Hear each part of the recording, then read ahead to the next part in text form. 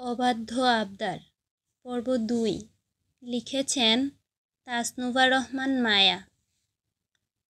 খান ম্যানশনে আজ ঈদের খুশি। খানবাড়ির বড় মেয়ে সানিয়া খান আনিলার বিয়ে, তবে বিয়েটা আরও ১ মাস পর। আজকের খুশির কারণ খানবাড়ির বড় ছেলে আরাধ্যর বাড়ি ফেরার জন্য। ১২ বছর পর বাড়ি ফিরছে আরাধ্য। খুশি তো হওয়ারই কথা। সকাল থেকে সবাই কাজে ব্যস্ত। আরাধ্যর মা রিমা খান্তু ছেলে ফিরে আসার কথা শুনে আনন্দে আত্মহারা হয়ে পড়েছেন। রিমা খান সকাল থেকে রান্নাঘরে গিয়ে রান্নার পিছনে পড়ে আছেন।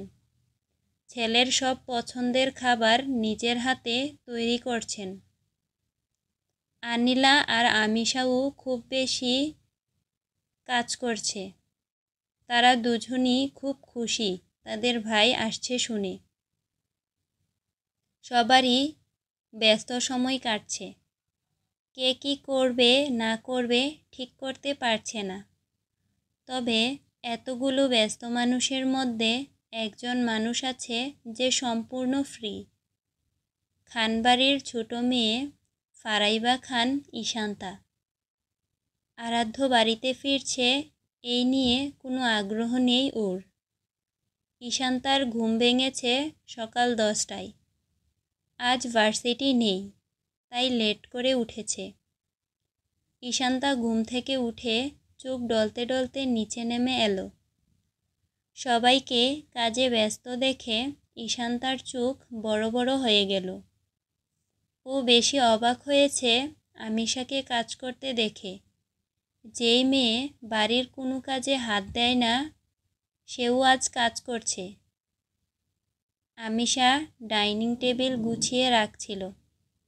ঈশান্তা আমিশার কাছে গিয়ে ওর হাত ধরে টেনে নিয়ে এলো।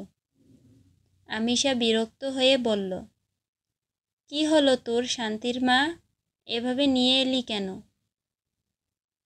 কি হচ্ছে এসব? তুই কাজ করছিস? আমি কি ঠিক দেখছি? আজ্ঞে হ্যাঁ, আপনি একদম ঠিক দেখছেন।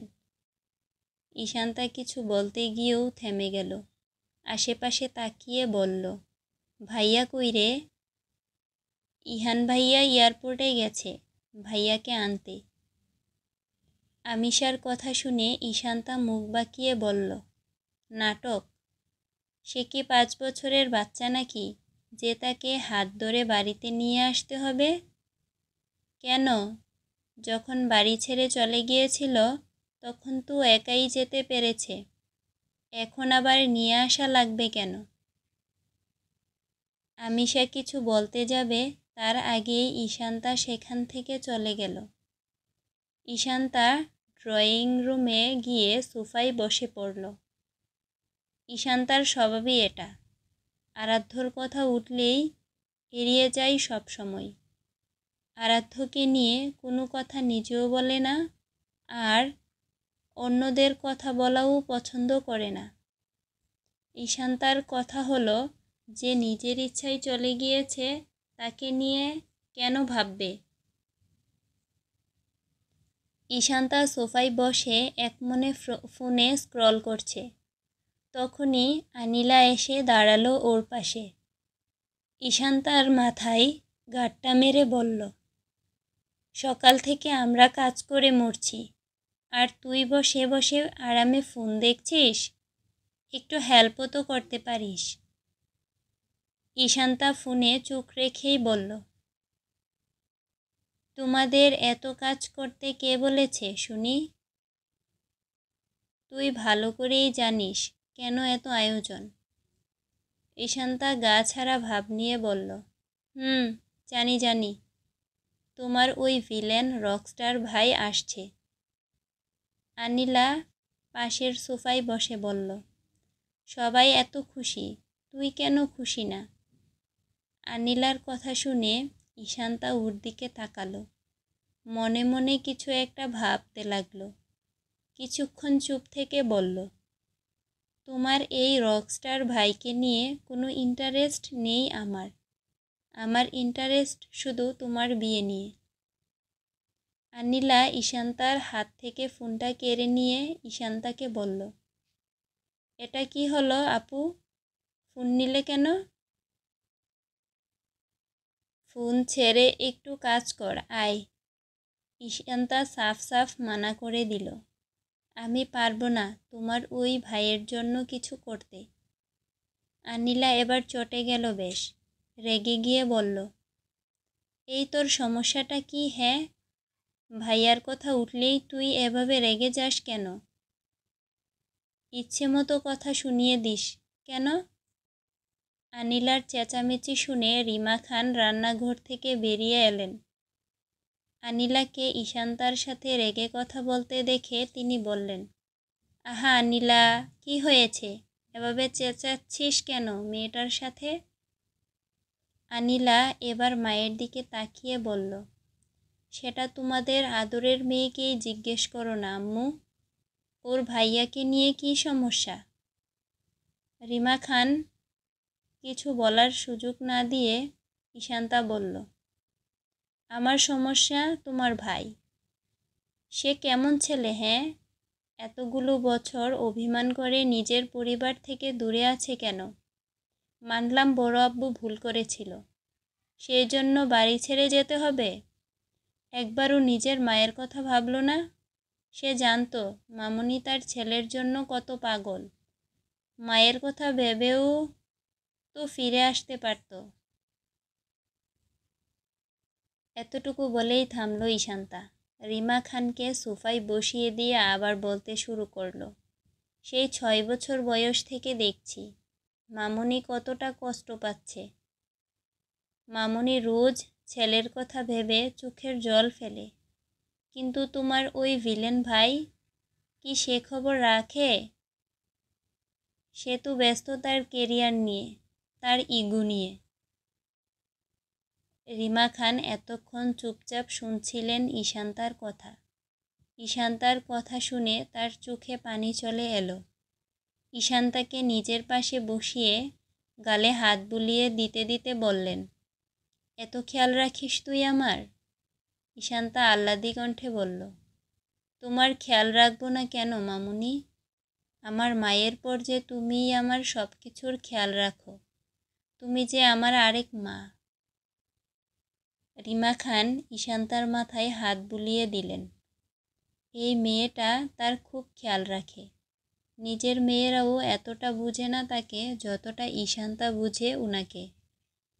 রিমা খান আনিলাকে শাসিয়ে বললেন, একদম খারাপ ব্যবহার করবি না ঈশান্তার সাথে, কোনো কাজ করা লাগবে না ওর, তুই তোর কাজ কর।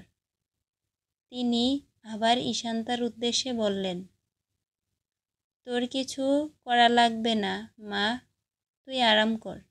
বলেই তিনি আবার রান্নাঘরে চলে গেলেন। ঈশান্তা আর নিচে দাঁড়ালো না, ও সোজা নিজের ঘরে চলে গেল। আনিলা দুজনের কাণ্ড দেখে ছোট করে শ্বাস ফেলে চলে গেল সেখান থেকে। 12 বছর পর নিজের শেকড়ে ফিরেছে আরাধ্য। ছোটবেলায় এই বাড়ির উঠানে খেলাধুলা, সন্ধ্যাবেলা গল্প শোনা, আর মায়ের কোলেই ছিল ওর পৃথিবী।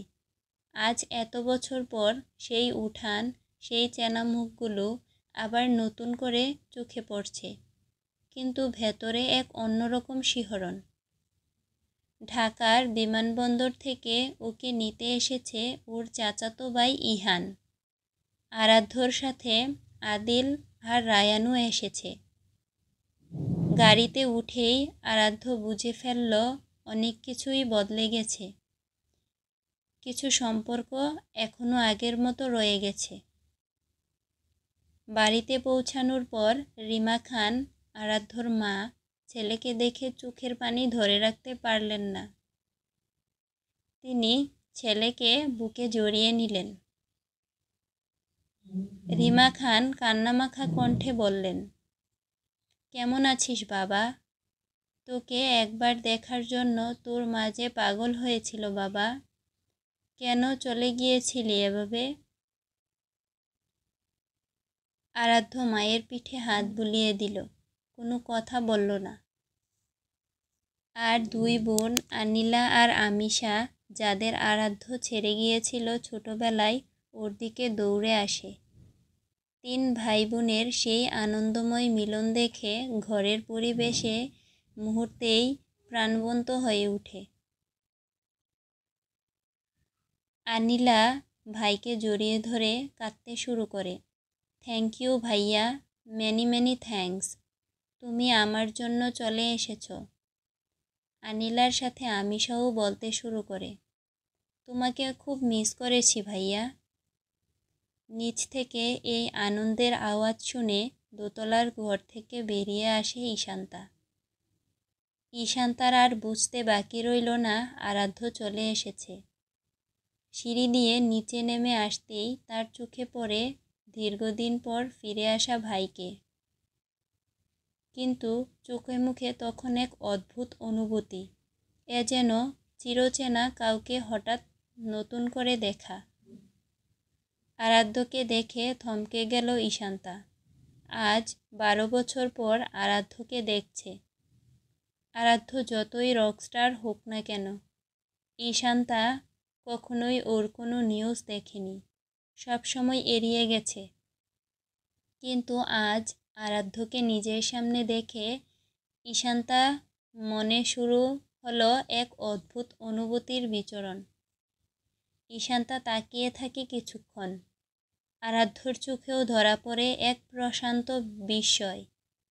ঈশান্তাকে দেখে চোখ আটকে গেল আরাধ্যর। দীর্ঘ চুল হাঁটু ছুঁই ছুঁই, এক ধরনের স্বচ্ছ সাদা পোশাকে, যেন ঠিক বাস্তব নয়, কোনো ছবির মতো। গায়ের রং এত ফর্সা যে বাড়ির হলুদ আলোয় এক ধরনের ছায়াময় দীপ্তি ছড়িয়ে পড়ে। চোখের মায়া, কিন্তু তাতে কোনো কৃত্রিমতা নেই। আরাধ্য চুপ করে তাকিয়ে থাকে, শব্দহীন। তার চোখ থেমে গেছে। ইহান পাশ থেকে বলে, ও আমার বোন ঈশান্তা। তখন ছোট ছিল যখন তুই চলে গেলি। এখন তো পুরা পরী হয়ে গেছে, দেখেছিস? আরাধ্য কোনো কথা বলে না, শুধু বলে, আমি মনে করতে পারছি না ওকে। তুই চিনতি না? ও তখন ছোট 6 বছরের বাচ্চা। ঈশান্তা নিচে এসে একটু সংকোচে বলে, আপনি আমাকে মনে রাখেননি?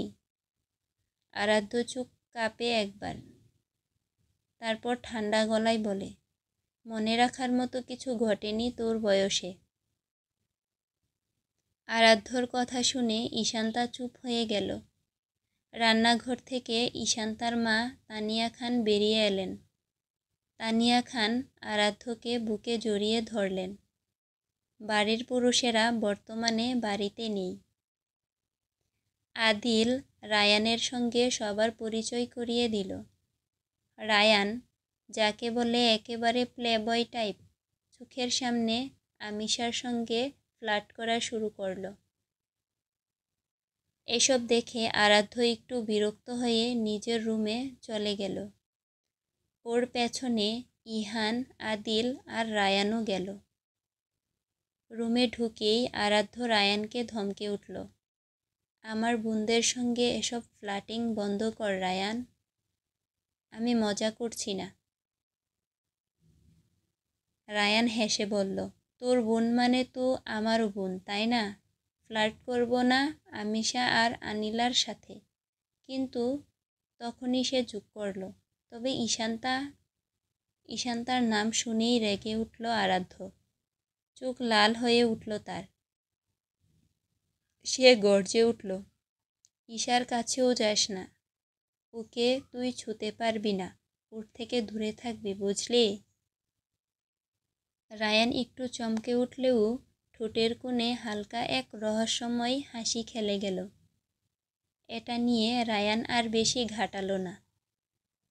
আরাধ্য ওয়াশরুমে ঢুকল ফ্রেশ হতে। আরাধ্য শাওয়ার নিয়ে ওয়াশরুম থেকে বের হলো। এতক্ষণে নিচ থেকে ডাকাডাকি শুরু হয়ে গেছে। ওরা সবাই নিচে চলে গেল। সারাদিন কোনো রকম কাটল ঈশান্তার। আজ 12টা বছর পর আরাধ্যকে দেখে নিজের অনুভূতি ঠিক বুঝতে পারছে না। রাতের খাবার শেষে সবাই ছড়িয়ে পড়ে। বাড়ির ছাদে হালকা বাতাস বইছে। ঈশান্তা একা বসে আকাশ দেখছিল, হাতে একটা ডায়েরি, যেটা ও ছোটবেলা লিখে আসছে। নিজের সব অনুভূতি এই ডায়েরিতে লিখে রাখে ঈশান্তা। হঠাৎ পেছনে কারোর পায়ের শব্দ। আরাধ্য। ও চুপচাপ এসে দাঁড়ালো। কিছু না বলে ঈশান্তা একটু অপ্রস্তুত হয়ে বলল, আপনি কিভাবে এলেন? দরজা খোলা ছিল। একটা নিঃশব্দ দীর্ঘ মুহূর্ত পার হয়ে গেল। আপনি কি সব সময় এত চুপচাপ ছিলেন? ঈশান্তা জিজ্ঞেস করল। তুই তো আমায় ঠিকমতো চিনিস না, তাই এই প্রশ্ন করছিস। ঠিকই বলেছেন। তখন যখন আপনি চলে গিয়েছিলেন, আমি মাত্র 6। কিছুই মনে নেই। কিন্তু আজ আপনাকে দেখে জানি না, মনে হলো যেন। ও থেমে গেল। আরাধ্য হালকা হেসে বলল, তুই ভাবছিস আমি আগ্রহী, তাই না? ঈশান্তা অবাক। এতটা সরাসরি কেউ কথা বলে? আরাধ্য তাকায় গভীরভাবে। আমি কারো সঙ্গে সহজ হই না, তোর সঙ্গেও হব না। শুধু একবার ভেবেছিলাম তুই অন্যরকম। ভুল ভেবেছি, মনে হয়। এই বলে ও ছাদ থেকে নেমে যায়। ঈশান্তা স্থির দাঁড়িয়ে থাকে, ওর মুখে লালচে রং, কিন্তু মন জুড়ে অদ্ভুত কৌতূহল।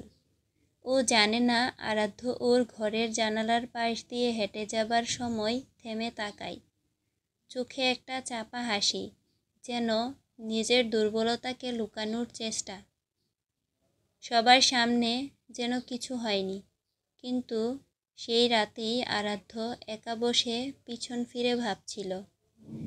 হঠাৎ এমন অস্থির, এমন বেপরোয়া লাগছে কেন? ও আয়নার সামনে দাঁড়িয়ে নিজেকে বলল, তুমি দুর্বল হচ্ছ, তুমি কিছু চাইতে পারো না। ওর কাছাকাছি যাওয়া মানেই ধ্বংস।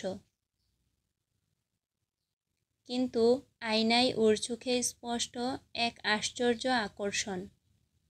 প্রেম নয়, এটা কিছু বেশি। এমন কিছু যা আরাধ্য নিজেই বুঝে না, আর বুঝে ফেললে সেটা তার জন্য ভয়ঙ্কর। আরাধ্যর কথা ভাবতে ভাবতে ঘুমিয়ে গেল ঈশান্তা।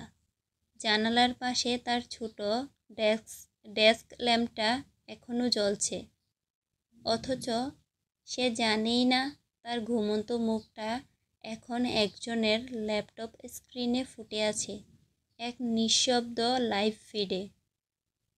মিস্টার একে আবারও ধীরে ধীরে স্ক্রিনের উজ্জ্বলতায় চোখ রাখে। তার ঠোঁটে এক অদ্ভুত হাসি।